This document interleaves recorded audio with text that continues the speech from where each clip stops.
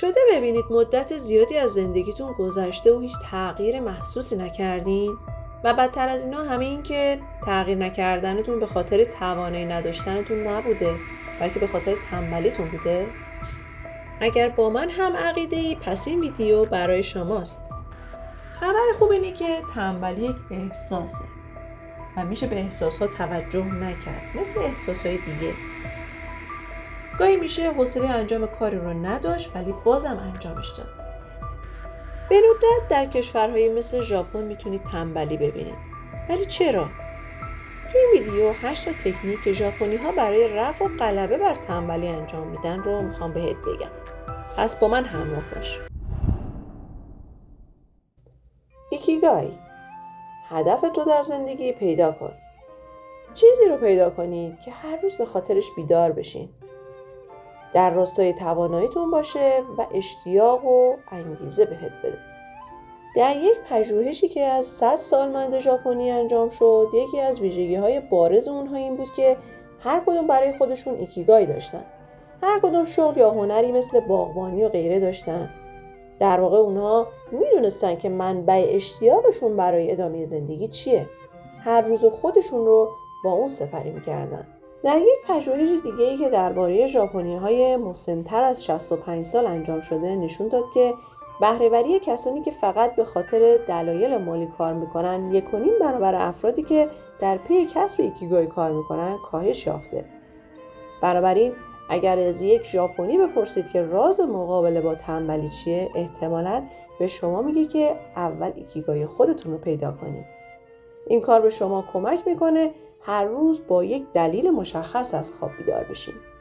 کایزن، یکی از مهمترین دلایل رشد ژاپنی‌ها همین کایزنه که میگه برای بهترین نتیجه باید تغییرات کوچک ولی مستمر داشته باشیم و این تغییرات توی گذر زمان تبدیل به یه چیز بزرگ میشه. مثلا اگر قرار ورزش کنی، از روزی 1 دقیقه شروع کن ولی هر روز به اون مقید باش و انجامش بده. ماساکی ایمایی، نظریه پرداز ژاپنی و نویسنده کتاب کایزن، این اصطلاح رو ابداع کرده و به گفته اون پیام اصلی کایزن اینه که هیچ روزی رو نباید بدون پیشرفت از هر نوعی سپری کنید.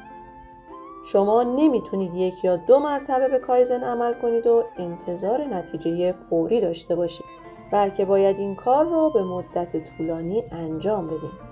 در حقیقت کایزن به ما یاد میده که از بزرگی اهدافمون نترسیم و با گام‌های کوچک ولی مستمر پیشرفت کنیم.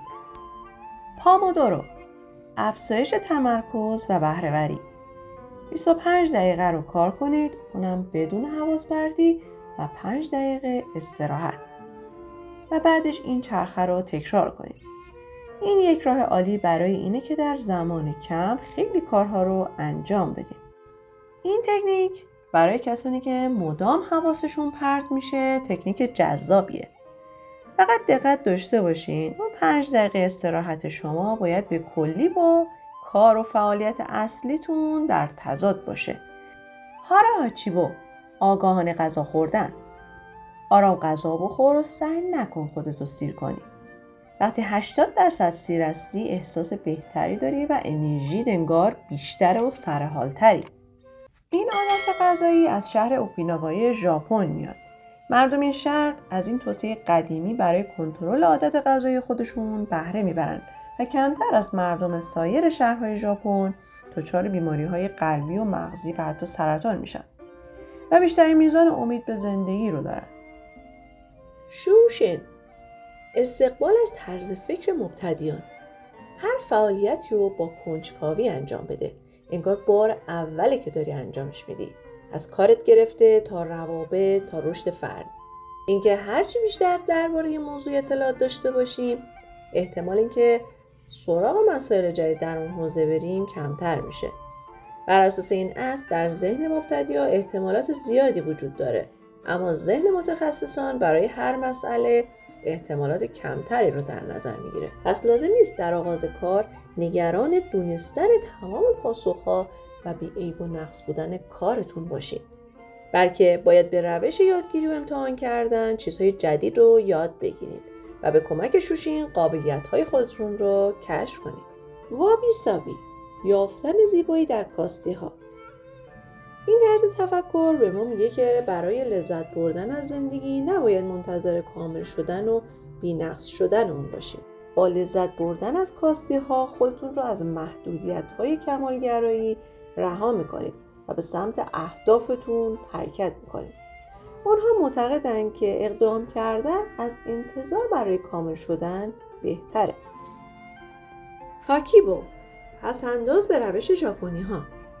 طبق این اصل برای خودتون یه برنامه بودجه تنظیم کنید و متعهد بشین که به اون پایبندید.